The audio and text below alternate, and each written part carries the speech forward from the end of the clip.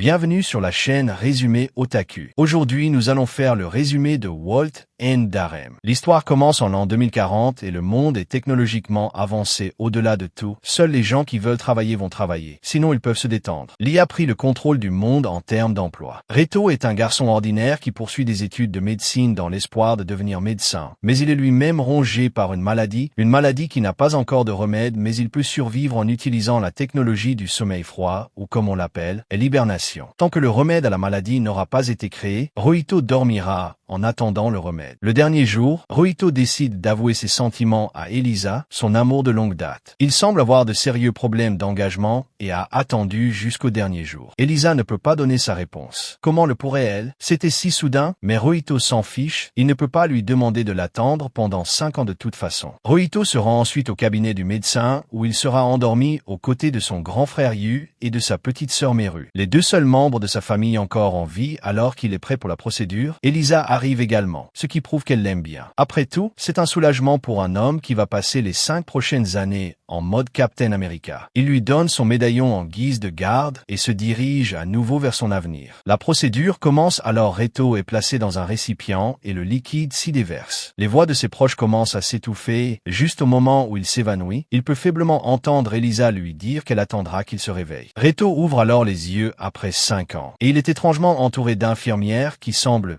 tout étrangement timide et excité par lui. À côté de lui, une femme aux cheveux violets lui dit que nous sommes en 2045 et que Reto a dormi pendant les 5 années auxquelles il était destiné. Son accompagnatrice Mira, la fille aux cheveux violets, elle l'emmène ensuite chez un médecin qui se tient prêt à vérifier ses signes vitaux. Reto demandait au médecin s'il peut voir son médecin personnel, mais la femme lui dit que son médecin n'est plus en vie. Tout semble bizarre et Reto devient de plus en plus confus. Reto est alors placé dans un limo où Mira lui explique ce qu'est le virus MK. Un virus tellement plus mortel que le corona qu'il a tué toutes les victimes en seulement 3 jours d'infection. Même aujourd'hui, il n'y a pas de remède, la moitié de la population mondiale a disparu. Mira ouvre l'un des stores de la fenêtre et lui montre comment la société, autrefois technologiquement avancée, s'est effondrée. Reto pense qu'il s'agit d'une blague de mauvais goût, d'une farce, et il se précipite dehors en sautant de la voiture pour voir par lui-même ce qu'il voit. Le choc, il n'y a plus un seul homme. Tout le monde est une femme et le monde n'a plus rien à voir avec ce qu'il était avant. La société est tombée dans le chaos. Mira et ses gardes se jettent sur Rohito pour le protéger de la horde de femmes qui l'entourent. Une folle voit Rohito et se jette sur lui. Heureusement, elle est maîtrisée sur le champ. Mira explique qu'il y a 4 ans,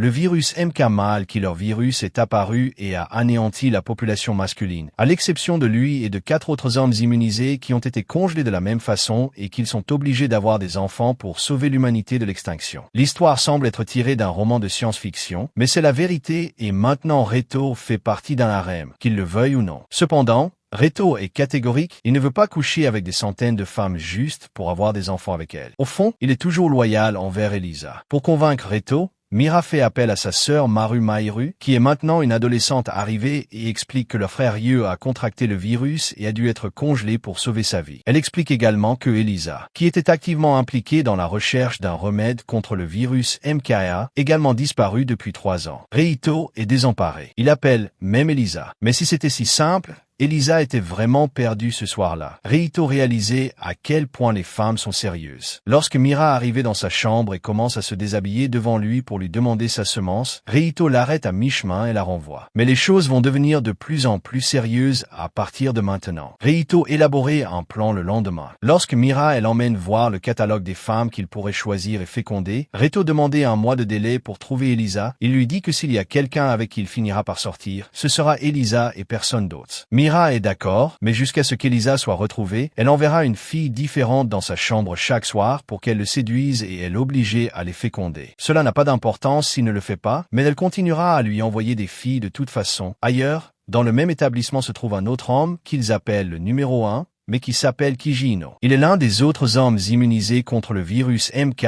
et a été le premier à être réveillé du sommeil froid. Contrairement à Reito, Kyogi profite de sa vie dans ce nouveau monde. Il profite pleinement de sa virilité et couche avec 10 femmes par jour ou même plus. Qui sait, il a même le choix de coucher avec des actrices littéraires. Ce type vit son rêve. Reito, quant à lui, termine son repas et retourne dans sa chambre où il rencontre Kyogi. Reito est vraiment mal à l'aise de voir à quel point Kyogi est franc et calme face à tout ce qui se passe. Tandis que Kyogi n'arrive pas à croire que Reito est stupide de ne pas avoir saisi l'opportunité qui s'offre à lui, les deux hommes se séparent, mal à l'aise, et Reito atteint finalement sa chambre et décide de prendre une douche pour se calmer et digérer tout ce qui s'est passé. Malheureusement pour lui, la femme que Mira avait promis d'envoyer à Akane arrivait toute nue dans la douche à côté de Reito et tentait de le séduire comme Mira l'avait promis. Elle s'en sort plutôt bien, mais Rota finit par échouer à cause de la pression. Lorsqu'il se réveille, Akane est là, près du canapé, ivre. Et sur son lit se trouve une autre petite femme. Elle a l'air vraiment jeune, elle s'appelle Sui et Akane vont rester avec lui pour le reste de la journée. Cette nuit-là, il dort à contre-cœur avec Sui et Akane Yamada, car Mira a changé d'avis et les a assignés à lui au lieu d'envoyer des filles au hasard tous les soirs. L'une d'entre elles était son garde du corps et l'autre son infirmière. Nous verrons bien qui est qui. Le lendemain, Reito, Mira, Akane et Sui examinent l'ancien laboratoire d'Elisa à la recherche d'indices sur l'endroit où elle a pu disparaître alors que le groupe se promène dans le laboratoire. Une étrange femme dans l'ombre parvient à libérer un ours littéral dans les locaux. L'ours s'approche du groupe pour l'attaquer et Reito saute rapidement pour sauver Sui, alors que l'ours se dirige vers elle. Il s'avère que la petite fille était en fait son garde du corps et qu'elle a littéralement mis fin à la vie de l'ours d'un seul coup de pied à la tête. Lorsque Reito apprend que Elisa travaillait sur un remède contre le virus MK avant de disparaître mystérieusement, il décidait de terminer son travail et apparaît aux informations pour faire part de son objectif. Il s'agit d'une initiative audacieuse, car comme il est une denrée rare à ce stade, en tant qu'homme, il aurait beaucoup d'ennuis à cause de cela. En fin de journée, Reito trouve un message enregistré dans le vieil ours en peluche d'Elisa, comme c'est pratique, où elle révèle que le virus MK est en fait une arme biologique fabriquée par l'homme. Bien qu'il connaisse ce méga secret, Reito décide de le garder pour lui. Il ne sait pas vraiment à qui il peut faire confiance. Il confie cependant à Mira qu'elle ressemble à Elisa et s'excuse de ne pas faire de bébé, mais elle lui répond que la meilleure solution est de travailler sur un remède pendant ce temps. Un conseil de femmes se réunit. Elles ont l'air vraiment suspectes et semblent être à l'origine de toute cette situation dans le monde. Le conseil considère Reito comme une menace pour leur pouvoir et décide qu'il est temps de faire revivre un autre homme. Nous sommes alors ramenés une fois de plus en 2040, l'époque où la vie était plutôt normale. Shotadwa est un lycéen introverti qui subit les brimades de tous les élèves de son école parce qu'il a des goûts différents en matière de musique et de vie. Les brimades auxquelles le jeune homme est confronté sont incessantes. Pratiquement partout où il va, il est tourmenté par ses tyrans. En particulier Takamatsu et sa petite amie Elisa, qui prennent un malin plaisir à torturer le pauvre Shota. Ses seuls alliés sont sa sœur Mahu et son professeur de musique Yuzukiani, les deux seules personnes qui lui sont chères. Cependant, tout comme Reito, Shota contracté également la maladie en 2040 et finit par sombrer dans le même sommeil glacial. 5 ans plus tard, Shota se réveille dans ce nouveau monde sans homme et reçoit l'aide d'une femme nommée Karen. Karen lui parle du virus MK et de ses effets sur le monde, ce à quoi Shota réagit étonnamment bien cependant. Karen lui dit que malgré tout, il peut reprendre ses études dans son ancienne école. Shota est d'abord pris au dépourvu, puis se souvient que le virus a probablement déjà tué ses tyrans et décidé d'aller à l'école. Shota, malgré le temps passé dans le sommeil froid, n'a pas changé d'un poil et reste l'introverti qu'il était auparavant. En dehors des brimades et de la présence de tous les autres garçons, la vie est à peu près la même pour lui. Pendant le cours, son assistante lui dit de la suivre une fois le cours terminé, une fois le cours fini. Il marche dans le couloir et elle la conduit au bureau de son ancienne prof de musique, et elle est très heureuse qu'il soit en vie. La prof lui rappelle qu'elle lui avait dit qu'il est fort. L'assistante du garçon dit à la prof que cette rencontre vaut une petite récompense et elle part en les laissant sans tarder. La prof lui propose une rencontre dans la soirée si celui-ci est libre pour lui parler. Elle lui dit de venir à son ancienne résidence vers 21h et Shota se demandait ce dont elle veut bien lui parler. Alors qu'il est seul dans son coin, Karen le rejoint et lui demandait si une des filles de sa classe lui plaisait aussitôt. Elle commence à lui présenter les élèves de la classe avec leurs caractéristiques. Shota avouait qu'il avait peur quand on lui a dit qu'il n'y a que des filles, mais il est surpris de voir qu'elles sont toutes gentilles. Pour la présentation, on Eraji qui est assis devant lui en classe, suivi de Natsu qui est à côté de lui et qui appartient à une famille riche. Après, il y a Akira Todo qui est un du volleyball, suivi de Kuroda qui est nu au sport mais qui est un génie et elle a sauté plusieurs classes. Elle lui conseillait de bien s'entendre avec tout le monde avant de partir. Le soir, Shota se rend chez sa prof. Alors que celle-ci lui expliquait ce qu'elle a fait ces 5 dernières années, Shota était complètement dans les nuages. Après quelques instants, la prof éteint la lumière et pousse Shota sur le lit. Et bon, je vous laisse vous faire votre propre idée de la suite. Le jour suivant, Shota se rend à l'école mais son esprit est fixé sur sa prof. Soudain, sa camarade Natsu s'approche de lui et lui demande ce à quoi il pensait. En réponse, il projette la vidéo d'une musique qu'il aime bien et Natsu la trouve aussi bien. Il réagit aussi,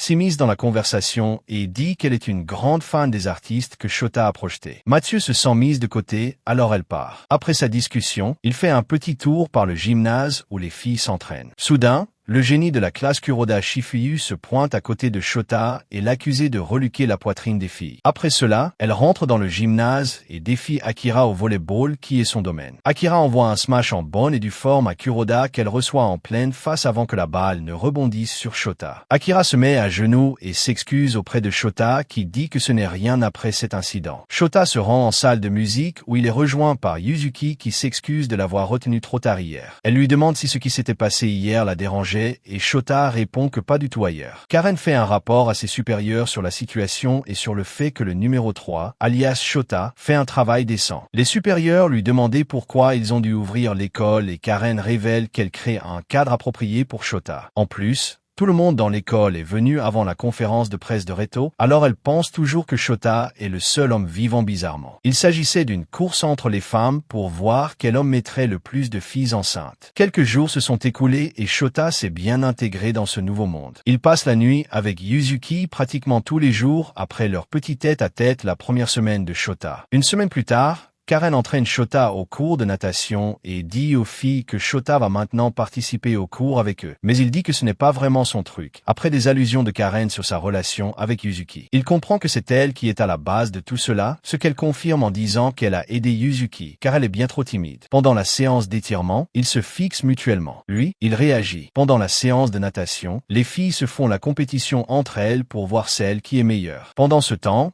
Kuroda se vend encore dans son coin, quand soudain Akira s'approche de Shota et elle s'excuse de ce qui s'était passé la dernière fois au gymnase. Shota appelle Yuzuki qui lui dit qu'elle n'est pas disponible aujourd'hui soudain. Mathieu entre dans la chambre de Shota et le remercie d'avoir accepté de l'héberger, mais Shota ne comprend rien. Aussitôt, il reçoit un message de Karen à ce sujet. Karen lui dit que c'est à cause d'une climatisation défectueuse, mais nous savons tous que ce n'est qu'un autre stratagème pour séduire Shota. Le lendemain, Mathieu se réveille de bonne heure. Shota pense qu'on le punit pour avoir trop fréquenté la chambre de Yuzuki. Après cela, il se change pour se rendre en cours. Mathieu demande à Shota de l'habiller car elle ne sait pas le faire chez elle. Elle avait toujours une personne pour l'aider à le faire. Elle a bien essayé de le faire, mais cela lui prend trop de temps. Elle s'excuse d'être une bonne à rien, mais Shota dit que ce n'est pas sa faute car elle a été élevée comme ça. Une fois à l'école, pendant la pause, Karen parle de la famille de Natsu à Shota. Quand celui-ci lui dit que Natsu ne sait pas s'habiller par elle-même, il avoue qu'il était très mal à l'aise devant cette situation. Pour l'enfoncer, Karen lui dit d'aider Natsu après son bain, puis elle part. Shota demande à Hiraji comment Natsu fait pour se changer après son bain après. Elle lui répond en disant qu'elle se baignait avec sa coloc et elle l'aide. Plus tard, il appelle Yuzuki et lui parle de ce qui s'est passé avec Natsu. Il veut la rejoindre après, mais elle lui dit qu'elle n'est pas disponible pour qu'il se voie. Yuzuki lui dit qu'elle avait ses trucs de fille, raison pour laquelle elle ne pouvait pas la voir. Yuzuki lui dit de ne pas s'inquiéter pour elle car il appartient à tout le monde et qu'elle ne se sent pas mal à ce sujet. Après avoir raccroché avec elle, il se demande si les autres filles le calculent vraiment cette nuit-là. Alors que Shota était dans ses pensées, Natsu vient voir Shota. Expliquant qu'elle ne peut pas dormir seule une fois couchée, elle commence à parler de sa vie.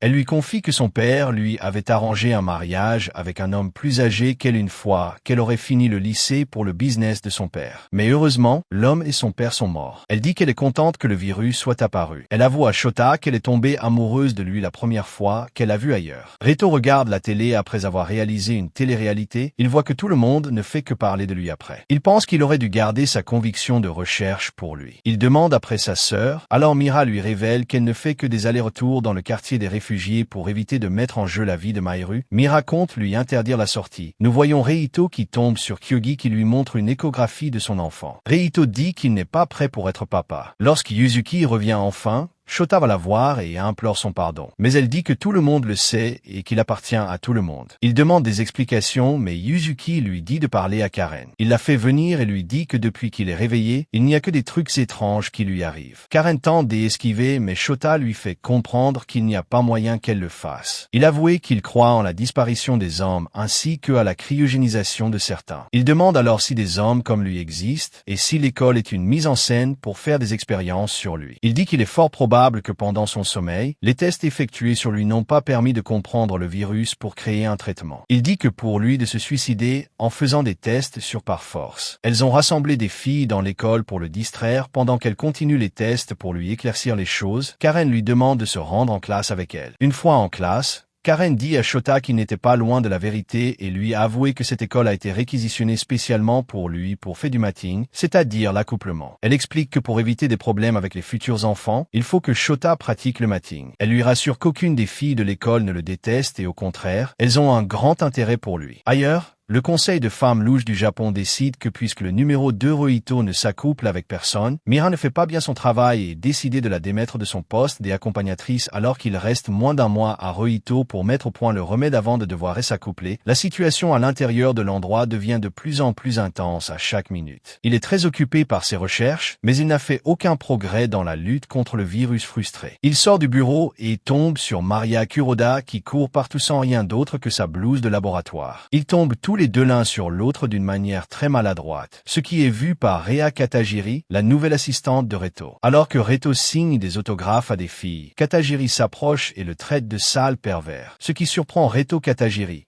contrairement à toutes les autres femmes, semble vraiment hostile envers Reto, on dirait qu'elle déteste les hommes. Il reçoit après un appel de Mira qui le conviait à une entrevue une fois sur place. Les patronnes de Mira présentent Kuroda, Maria et Rea Katagiri comme ses nouvelles responsables. Elles expliquent que maintenant qu'il est devenu une célébrité mondiale, ce qui fait de lui une personne spéciale, raison pour laquelle elles lui ont attribué plusieurs responsables. Kuroda est une scientifique approuvée par le ministre des Technologies et elle peut l'aider dans ses recherches. Katagiri, quant à elle, remplacera Mira et s'occupera de ses besoins quotidiens. En plus, elle est une pacificatrice des réfugiés et elle sait tout ce qui se passe dehors après cela. Mira est totalement démise de ses fonctions. Les femmes disent que maintenant Mira est devenue une prétendante avec qui Reto peut se copuler et elle par Katagiri accuser Reto d'être la cause du licenciement de Mira car il refuse le mating. Elle valide les recherches de Reto mais elle compte limiter certaines libertés de Reto s'il ne fait pas le mating. Alors que Mira part, Katagiri la retrouve et lui dit que ça fait un moment qu'elles ne se sont plus vues. Alors que Katagiri traite Reto de pervers, Mira la corrige, disant qu'il n'est pas ce genre de personne. Et elle part afin d'approfondir ses recherches sur le virus Reto et le groupe décide de se rendre dans la ville de Kemon, le premier endroit au Japon où le virus est apparu il y a là-bas. Une femme qui est très liée au virus, cela réjouit Reto. Mais cela ne semble pas être le pas de Kuroda qui se verse du jus dessus à Kane demander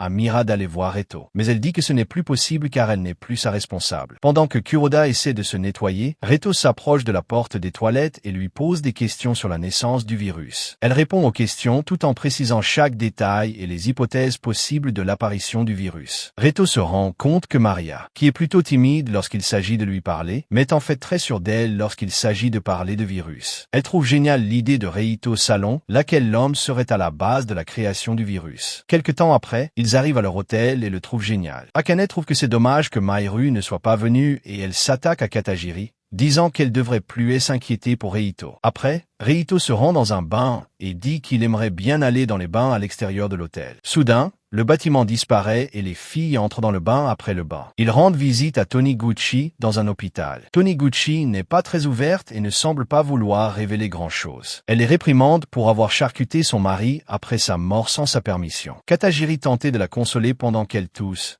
mais elle la rejette. Reto se rapproche d'elle et demande ce qu'il peut faire pour qu'elle leur parle, mais elle les chasse lorsqu'ils partent. Kuroda explique que le mari de Taniguchi est la première victime du virus. L'homme détestait la technologie et ne pouvait pas être tracé, alors la moindre info de ses faits et gestes serait un très grand atout en plus. Le virus est apparu à plusieurs endroits dans le monde, ce qui peut laisser penser à une attaque biologique ou une éradication naturelle. Après, nous voyons que Taniguchi est en contact avec Elisa et se demande pourquoi Elisa ne veut pas se dévoiler. installé. Ils repassent de nouveau voir la vieille qui refuse toujours de leur parler. Elle demande à Reto d'arrêter de chercher les origines du virus et de se focaliser sur l'accouplement pour repeupler la planète. Elle pense qu'il passe son temps avec les filles, mais Katagiri lui révèle qu'il n'a jamais eu de matinée depuis son réveil. La vieille est surprise par le comportement et elle lui dit qu'il peut bien faire les recherches en étant sexuellement actif. Mais Rito trouve que cela est inapproprié pour lui car il n'a pas la tête à s'amuser. Il avouait que c'est difficile de résister aux filles, mais il est déjà amoureux d'une autre fille et c'est la seule chose qui lui permet de rester concentré sur ses recherches pour la création d'un vaccin. La vieille est ravie d'entendre cela, puis elle se recouche. De retour à l'hôtel, Rito prend un bain et est forcé de se cacher dans un sauna lorsque d'autres femmes apparaissent. Apparemment, le concept de sauna masculin a déjà disparu alors qu'il est dans le sauna. Il rencontre une fille nommée Chloé, il tentait de sortir mais elle le menaçait de crier et elle l'invitait à prendre place. Chloé dit qu'elle est une étudiante américaine et elle lui propose un jeu. Ce jeu consiste à voir la personne qui sortira en premier du sauna. Le jeu commence et Chloé commence à sentir la chaleur passer pour déstabiliser Rito. Elle tentait de le séduire mais elle n'a pas pu tenir au bout et finit par s'effondrer. Elle la sort du sauna et veut appeler Akane mais Chloé lui dit de lui faire boire de l'eau en l'embrassant. Il s'exécute quand soudain les autres filles arrivent, ce qui les met en colère. Plus tard, Reto repasse voir la vieille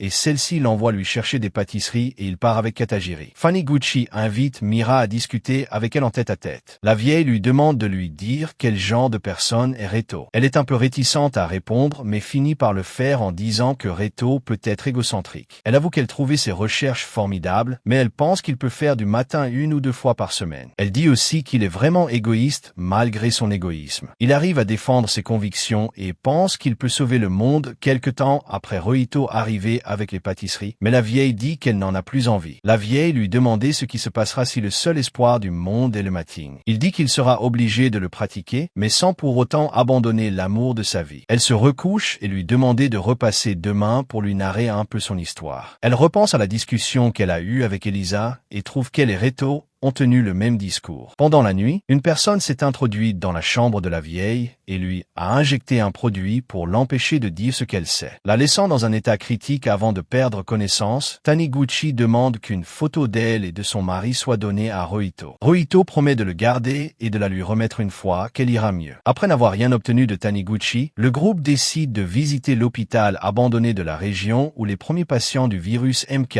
ont été traités. Rohito suit les. Kuroda décide d'entrer dans l'hôpital. Cependant, il n'y a rien d'important dans l'hôpital et il se dégage des cris. Suit est collé à Rohito, car elle a peur qu'il y ait des fantômes. Sa peur surprend toutefois Rohito, car ils ne pensaient pas qu'elle pouvait avoir peur avec le manque d'indices sur place. Ils ne savent pas comment faire pour retracer la contamination et ils ne connaissent pas le travail de M. Taniguchi avant d'être malade. En regardant par une fenêtre de l'hosto, Rohito se rend compte que la ministre de l'UW ne s'occupe que des quartiers riches. Soudain, une goutte d'eau tombe sur lui et elle se met à crier d'autre part. Kyuji a un problème similaire à celui de Shota dans le dernier épisode. Toutes les femmes se sont jetées sur lui et il en a profité autant qu'il le pouvait. Mais faire la même chose tous les jours commence à l'ennuyer. Pendant ce temps, nous voyons Katagiri et Akane prendre un bain. Akane remet le sujet de Madame Taniguchi sur la table après avoir vu son dossier médical et elle a remarqué des anormalités, ce qui prouve que la vieille a bel et bien été empoisonnée. Elle porte ses soupçons sur Katagiri et commence à l'interroger sur ce qu'elle faisait la nuit de l'incident. Elle répond qu'elle écrivait un rapport pour ses supérieurs le lendemain dans la voiture. Katagiri remet la photo après l'avoir examinée et n'a rien trouvé. Rohito se demande pourquoi la vieille lui a remis la photo. Il approche la photo de son sac et ressent une vibration. Il passe devant une école. Et Kuroda fait savoir que c'est l'école de sa sœur. Alors que Yuzuki est sur le point de partir de l'école pour urgence familiale, Karen se présente pour l'aider avec ses bagages. Pendant ce temps,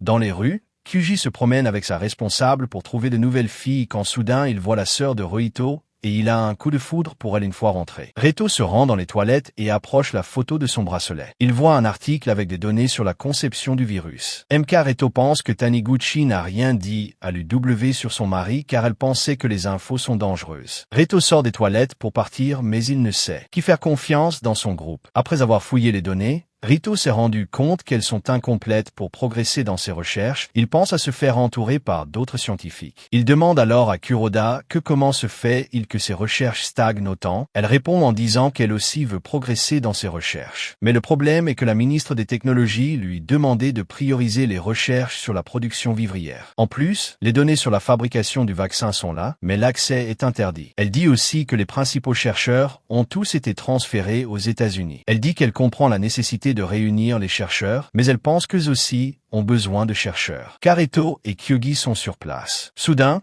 Neneko et Katajiri arrivent et les interrompent. Neneko parle de l'idée de Kyogi de s'accoupler avec Mahiru. Les frères et sœurs sont très opposés à cette idée et Katajiri ajoutait que le matin forcé est interdit. Neneko est consciente de la situation, mais elle pense que Kyogi ne lâchera pas aussi facilement. Neneko et Mahiru demandent alors à Reito d'aller lui parler. Reito va le voir et proteste en disant que sa sœur n'a que 16 ans. Mais Kyogi le supplie en lui disant qu'il est amoureux de Mahiru. Il demande alors à rencontrer tout simplement Mahiru pour faire connaissance avec elle. Reito dit qu'il va demander à sa sœur et il ne lui promet rien après. Neneko et Katajiri font un rapport des situations à leur patronne sur le refus de Kyogi de s'accoupler avec d'autres filles pour l'instant. Par la suite, les différentes ministres discutent de l'insurrection des réfugiés dans divers quartiers ainsi que la formation des groupes anti-UW. Elles continuent leur petite réunion et finissent par se prendre la tête lorsque chacune d'elles essaie de s'immiscer dans les affaires des unes et des autres. Pour calmer les tensions des réfugiés, Katajiri suggère que Reito fasse la distribution des vivres. Les ministres trouvent cette idée géniale et valide. Tout en évoquant la sécurité de Reito, après Akane et Kuroda rejoignent Reito pour lui parler. Akane lui demandait s'il a trouvé d'autres infos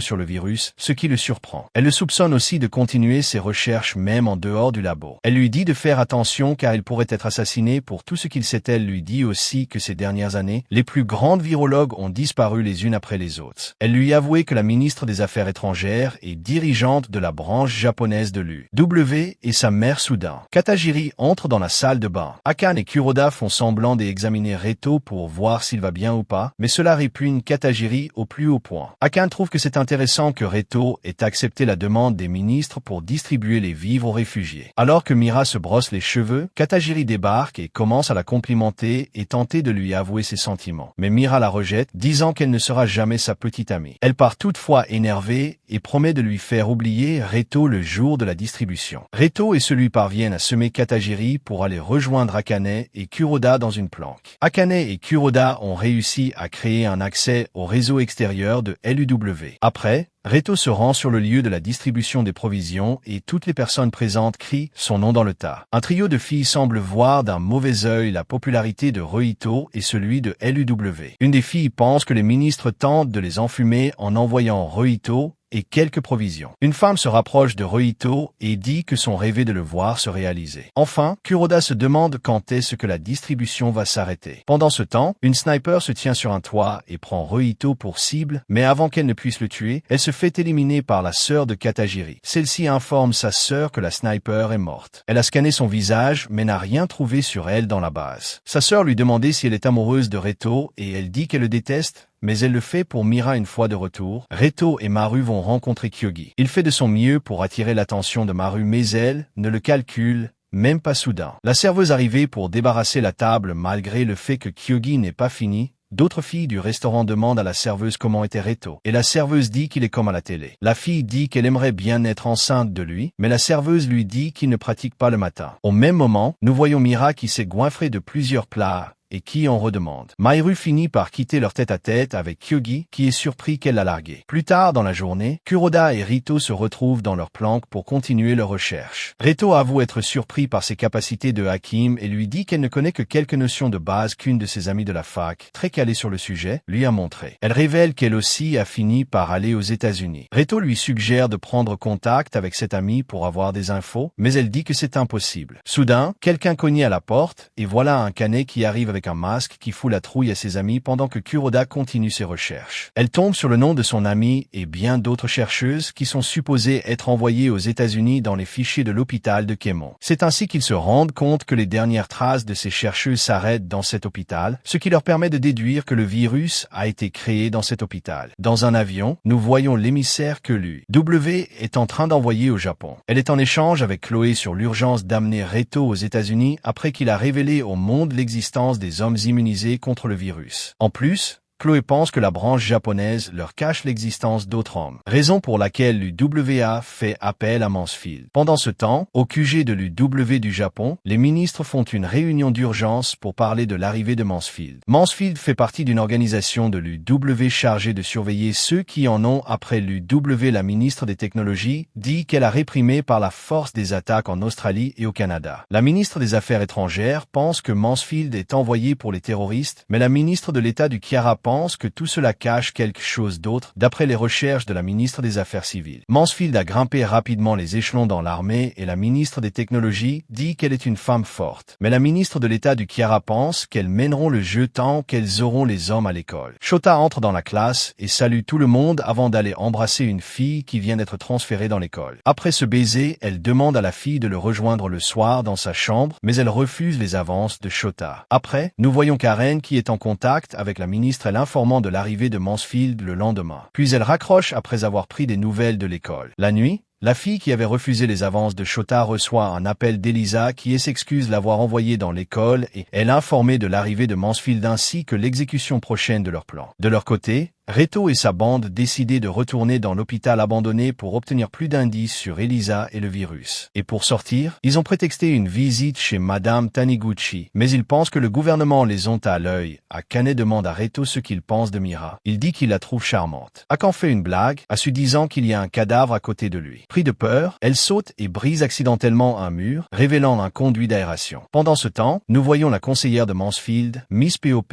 être accueillie par les ministres, et elles la prennent pour Mansfield d'elle-même. Au même moment, Rito et ses compagnons suivent la nouvelle piste. En parcourant le conduit, ils tombent dans un laboratoire souterrain, l'endroit où le virus a probablement été créé. Cependant, avant de pouvoir l'explorer, ils tombent sur un groupe de femmes qui, étrangement, ont l'intention de les tuer. Heureusement pour eux, les femmes sont tuées à leur tour par les mercenaires dirigés par Chloé, alias Madame Mansfield. Cette dernière s'avère être l'un des agents de maintien de la paix de l'UW et elle est la directrice des opérations. Ce qui surprend Reto car ils ont pratiquement le même âge. Elle révèle qu'elle est venue au Japon après le passage de Reto à la télé pour enquêter sur lui et les 5 ministres. Soudain, le bâtiment commence à trembler et suit. Propose qu'ils partent sans attendre, alors que Chloé sauvait le groupe de l'explosion de l'hôpital. Apparemment provoquée par une bombe à retardement et ils embarquent dans un hélicoptère pour partir. Rohito se dit qu'ils étaient sur le point de percer le mystère du virus la nuit. Nous voyons Karen se réjouir en disant que l'école est une véritable forêt de chair pour Shota. Elle va même plus loin en disant qu'elle peut être considérée comme un élevage de bétail. On voit Oshino qui est attrapée alors qu'elle essayait de s'échapper dans l'hélicoptère. Chloé demande à Rohito s'il est vraiment le seul homme survivant et demande aussi à quoi servait l'hôpital pendant ce temps. Les autres ministres ont une réunion avec la conseillère POP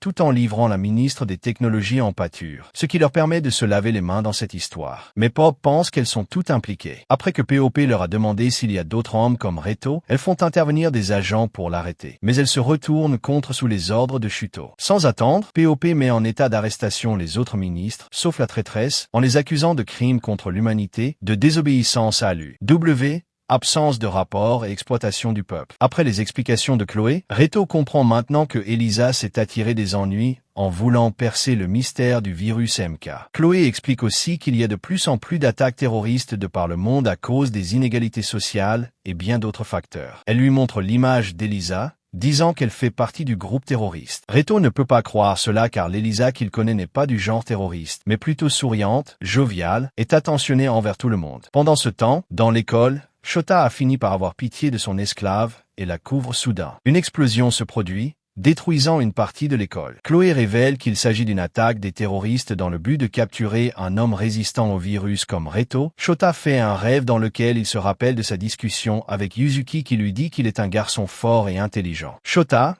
qui a été blessé dans l'explosion, se réveille à l'hôpital et il voit Karen qui se tient devant lui. Très contente. Après que les infirmières sont parties, il demande à Karen de lui expliquer ce qui s'est passé. Elle lui dit que des terroristes ont voulu le kidnapper. Karen lui dit que la tentative de kidnapping dont il est l'auteur est la conséquence de la domination de l'UW soudain. Les filles entrent dans la salle, très contentes de le voir en vie. Elles se jettent sur lui, disant qu'elles étaient trop inquiètes durant sa convalescence. Après, Shota se rend sur le toit de l'école avec Karen. Il demande si ce n'est pas dangereux de rester dehors, mais Karen le rassure qu'il n'y a pas de danger. Karen lui dit qu'il y avait une espionne parmi les filles. Après avoir sauvé Erika pendant l'attaque, Karen demande à Shota s'il la déteste vraiment. Et il répond qu'il a agi sans réfléchir, mais Karen lui dit de faire attention à lui car il est un trésor de l'humanité. Pensant toujours qu'il est le seul homme sur Terre, Karen lui révèle l'existence des 4 autres hommes. Shota commence par flipper, repensant à tous ces moments pénibles qu'ils avaient passés à être harcelés. Karen lui dit qu'ils vont devoir quitter la ville de Clément pour se rendre à Tokyo, car les envoyés de l'UW s'y trouvent. Shota lui demandait ce qu'elle manigance et elle lui révèle, tout en souriant, qu'elle veut contrôler le monde, ce que Shota trouve très ambitieux. C'est pour cela que Karen veut faire de Shota le numéro 1 mondial chez les hommes. Shota veut bien écouter le plan de Karen, mais avant ça, il lui demandait si elle voudra porter son enfant. Elle dit que si c'est ce qu'il souhaite, elle pratiquera le matin avec lui. Mais après avoir eu son bébé, elle continuera son rôle actuel. Alors Shota a accepté de l'aider. Pendant ce temps, nous voyons l'espionne qui les regarde au loin. Après, elle contacte Elisa et elle s'excuse de ne pas avoir pu capturer Shota. Mais Elisa dit que ce n'est pas grave, et elle lui dit de faire attention à elle. Dans une autre scène, on peut voir les membres du groupe d'Elisa avec une capsule en leur possession. À l'intérieur, on peut voir l'un des hommes cryogénisés et nous pouvons clairement voir qu'elles sont très ravies d'avoir mis la main dessus, ce qui constituait un atout majeur dans l'exécution de leur plan. La ministre contacte les responsables des hommes, les demandant de faire le nécessaire pour le transfert de Kyogi vers le QG de l'UW. Kareto et ses responsables sont déjà avec eux. Katagiri demandait à la ministre pourquoi et ce qu'elle leur donne les ordres, et elle dit qu'elles auront le détail plus tard. Pendant ce temps, Chloé discute avec Rohito, disant que les terroristes ont profité de l'arrivée de leur délégation pour perpétrer plusieurs attentats. Elle dit que si la branche japonaise de l'UW les avait avertis de la présence des 4 autres hommes, elles auraient pu éviter tout cela. Rohito veut savoir quel est l'objectif des terroristes, mais Chloé dit qu'elle ne sait pas, mais pense que c'est à cause de la tyrannie des ministres. Elle confirme une fois encore à Rohito que Elisa est un membre très éminent des terroristes. Elle dit qu'elle trouve Reto admirable car il ne s'est pas plié aux ordres du gouvernement, voulant le forcer à pratiquer le matin, ce qui n'est pas le pas de Kyogi. Puis elle part après on peut la voir faire des rapports à ses supérieurs qui sont anonymes, disant qu'elle a bloqué le mating de Kyogi et Reto et elle a localisé Shota. Ses supérieurs lui demandaient si Kyogi est d'accord avec l'annulation du programme de mating. Elle dit qu'il est d'accord pour l'instant et elle pense qu'il a trouvé une fille qu'il aime plus que les autres pendant cette nuit. Rohito reçoit un message du pendentif d'Elisa signalant qu'elle est au Japon, ce qui surprend Rohito car le pendentif s'affiche toujours à l'étranger. Soudain, Akane est arrivé dans sa chambre et veut lui parler pour éviter d'être espionné. Rohito se rend dans la salle de bain et fait couler l'eau. Au même moment, Chloé rend une petite visite à Kyogi qui est vraiment sur la défensive. Elle s'excuse de le retenir dans sa chambre, prétextant que c'est à cause du chaos. Chloé voit une fille dans la chambre et demande ce qu'elle fait là alors. Kyogi dit qu'elle est là pour s'occuper de lui, mais Chloé n'est pas d'accord avec cela, disant que personne ne peut le contacter sans son accord. Mais Kyogi se lève vénère et lui dit qu'il ne compte pas se laisser malmener par des femmes sans rien dire. Pendant ce temps, Akane explique à Reito que les ministres vont être jugés pour avoir soi-disant créé le virus. MK Akane dit qu'elle déteste sa mère, mais elle est sûre qu'elle ne ferait jamais cela. Elle révèle que sa mère a toujours été une femme sérieuse jusqu'à donner la priorité à son travail avant de penser à sa famille. Elle dit aussi qu'elle avait un petit frère jusqu'à il y a 5 ans. Le jour de son enterrement, sa mère n'était pas venue. Reto lui suggère qu'il aille parler à la mère d'Akane et il compte faire une demande auprès de Chloé. Elisa et son organisation piratent les ondes de la chaîne de télévision mondiale et révèlent que leur groupe s'appelle Izanami et qu'il ne s'agit pas de terroristes mais d'un groupe de rebelles contre l'UW pour prouver que l'UW ne fait que mentir. Elle montre l'homme qu'elles avaient kidnappé et il s'appelle Zankinebushi. Elle dit que tout comme Reto, il est également validé en bonne santé. Elle dit que toutes les femmes au sommet de l'UW cachent l'existence de ces autres hommes au monde. Elle affirme avoir la preuve d'un crime commis par l'UW. Elle dit qu'elles ont découvert des débris de satellites dans un pays lointain et que dans ces débris, elles ont détecté une très grande concentration du virus. Dans l'un d'eux, elles affirment avoir retrouvé le nom de la directrice de cette société fabriquant les satellites et qu'elle siège au QG mondial de l'UW. Elle affirme alors qu'il y a de grandes chances que les pontes de l'UW soient à l'origine de la dispersion du virus dans le monde. Elle poursuit, disant que l'UW a pour but d'éradiquer tous les hommes de la planète et créer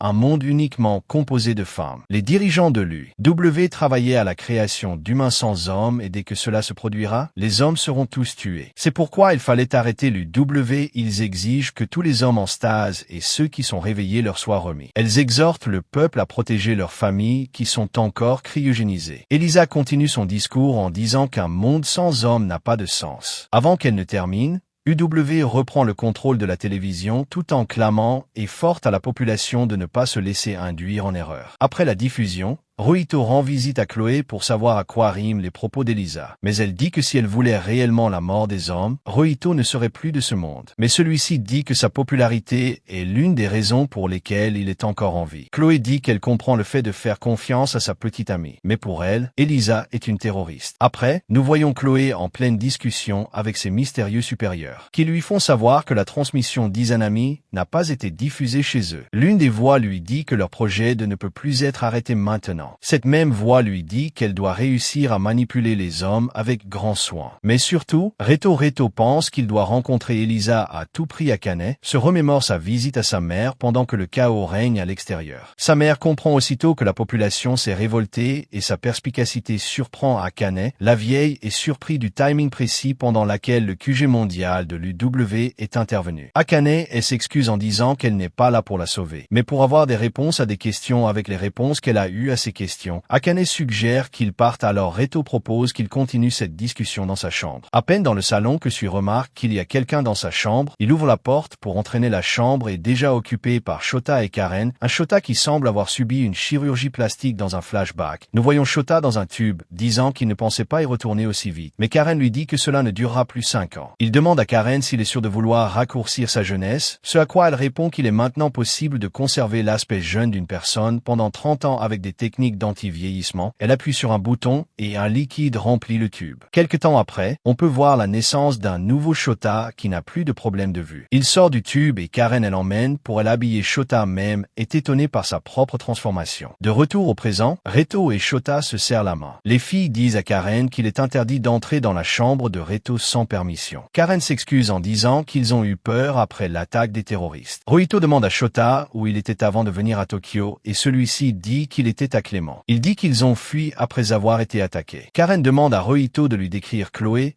et il dit qu'elle est du genre à cacher ce qu'elle pense réellement. Il dit aussi qu'après avoir entendu les propos d'Izanami, il ne sait pas qui dit la vérité et qui ment bien que Chloé lui a déjà sauvé la vie. Une fois dans une autre chambre, on peut voir Kuroda qui retrouvait sa sœur Shifuyu après de nombreuses années, ainsi que Natsu, Hiraji et Akira. Elles prennent place et les filles commencent à expliquer un peu ce qui leur est arrivé ces derniers jours entre l'attaque des terroristes et l'existence d'autres hommes Kuroda. Marie remercie les filles d'avoir pris soin de sa sœur. Mais comme d'habitude, Shifuyu commence à se vanter, disant que c'est elle plutôt qui a pris soin d'elle. Sa sœur lui pince la joue, clamant qu'elle lui a interdit plusieurs fois d'être insolente. Shifuyu demande à sa sœur si elle a déjà fait le matching avec Reto, vu qu'elle est sa responsable, ce qui met sa sœur dans un état de panique dans la chambre de Shota. Celui-ci demande à Karen ce qu'il pense de Reto et elle dit qu'elle le trouve naïf mais Shota le trouve plutôt intelligent, bien plus que Kyogi. Il demande des nouvelles de Yuzuki mais Karen lui dit qu'elle ignore où elle se trouve actuellement, ce qu'elle sait est qu'elle est en lieu sûr. Pendant ce temps, Reto rencontre Mira dans sa chambre pour discuter. Pour ne pas être espionné, il décide qu'ils discutent dans la salle de bain, il lui dit que c'est la méthode qu'il utilise pour discuter avec Akane. Entre les actes terroristes et l'arrestation des ministres, Reto propose à Mira de s'échapper avec eux. Afin qu'il puisse trouver Elisa, Mira lui demandait s'il a pensé au fait qu'elle peut tout raconter à UW mais Reito avec un sourire dit qu'il sait qu'elle ne le fera pas. Il dit qu'il a confiance en elle car depuis son réveil elle s'est bien occupée de lui et elle était très gentille mais elle refusait de les suivre. Elle dit qu'elle acceptera si seulement Reito s'accouple avec elle. Reito lui dit alors qu'elle fait cela parce qu'elle ne veut pas venir avec lui car il sait très bien qu'il va refuser. Elle commence à pleurer disant qu'elle veut partir avec lui, mais qu'elle ne le peut pas. Ainsi, nous voyons un souvenir de Mira quand elle était enfant, dans lequel on lui a toujours présenté Reto et au fil des années, elle a commencé à avoir des sentiments pour lui. Soudain, Madame Pop arrive et leur dit de la suivre pendant qu'ils marchent vers je ne sais où. Pop révèle qu'elles ont arrêté Akane et Sui Reto demande la raison et elle dit que tout comme Mira, elle trouve qu'elles le soutiennent un peu trop, oubliant à l'occasion leur mission. Agissant ainsi de leur propre chef, elle lui dit qu'elles ont décidé de le rapatrier avec elle aux États-Unis, car Izanami représente un trop grand danger. Soudain, Akane et Sui arrivent puis neutraliser les gardes de POP. Pop prend Mira en otage, mais soudain elle reçoit une décharge électrique de la part de Katajiri. C'est alors que Akane révèle que c'est Katajiri qui les a sauvés. De retour au siège de l'UW, Shota et Karen se retrouvent avec Chloé qui comprend aussitôt qu'ils sont venus pour une affaire bien précisée. Karen prend les devants en disant à Chloé qu'elle veut conclure un marché avec elle. Après avoir papoté, Chloé trouvait la proposition de Karen raisonnable et lui dit qu'elle va y réfléchir. Elle formule une autre demande disant qu'elle aimerait rencontrer les 3 sages. Il s'agit d'un groupe de 3 femmes de différents âges et des origines diverses, mais leurs points communs sont leur intelligence très rare et ainsi que leur répugnance pour les hommes. Chloé dit qu'elle acceptera si Shota montre un semblant de volonté. Karen demande à Chloé combien de temps elle compte occuper le Japon, mais Chloé dit qu'elles ne sont pas là pour occuper, mais plutôt pour protéger le peuple japonais. Chloé lui demandait d'aller droit au but, et avec un visage de détraqué. Karen propose qu'on le nomme au poste de secrétaire d'État. Après, on peut voir Eto et sa bande se diriger vers une planque pour se cacher là. Il retrouvait sa sœur Maïru ainsi que la sœur de Katajiri et bien d'autres femmes. Reto est surpris de voir ces femmes présentes, mais Katajiri lui dit que ce sont toutes de bonnes personnes qu'elle a rencontrées durant son travail. La femme avec Katajiri dit qu'elle déteste les W. Ce qui est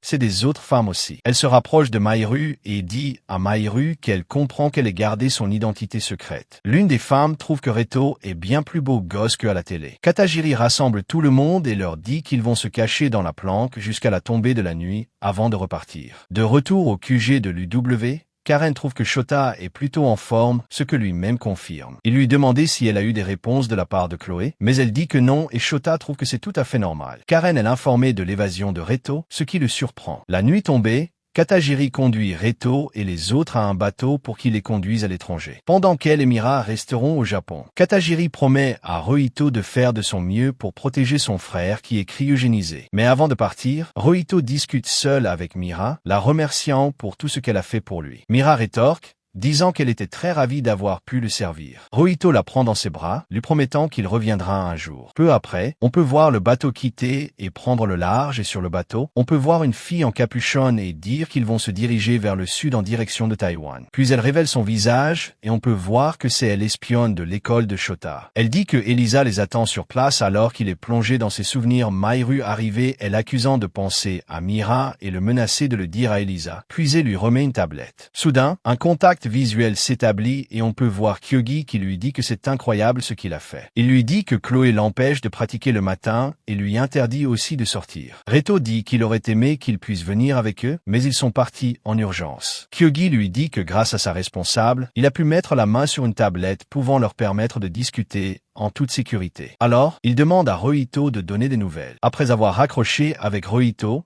Kyogi remercie sa responsable pour tout ce qu'elle fait pour lui. Elle lui demandait s'il aurait voulu fuir avec Rohito, ce à quoi il répond que même s'il le voulait, il ne le pouvait pas car bientôt il aura des enfants. Dans un couloir, on peut voir Shota porter son attention sur l'une des filles de Kyogi, disant qu'il aimerait bien la voir. Dans une autre scène, Chloé a infligé une correction à Pop pour avoir laissé Rohito s'échapper. Après, dans le bureau de Chloé, on peut voir Katajiri et Mira qui sont interrogés. Katajiri endosse toutes les responsabilités, ce que Chloé trouve intéressant avant d'ordonner qu'on les enfermait. Et maintenant Chloé compte lancer l'étape d'extermination des hommes. Peu de temps après, le bateau de Rohito et ses amis accostent, puis ils se rendent au point de rendez-vous. Peu après, Elisa arrive sur les lieux et ils courent l'un vers l'autre. Rohito sans mots la prend fortement dans ses bras. Rohito lui dit que maintenant qu'ils sont ensemble, ils vont pouvoir trouver un remède au virus et nous voilà donc à la fin de ce résumé. Merci d'avoir regardé ce résumé. Si tu veux encore plus d'histoires, abonne-toi et active la cloche. À très vite pour un nouveau voyage dans l'univers des animes. Résumé Otaku, là où on trouve les meilleures histoires.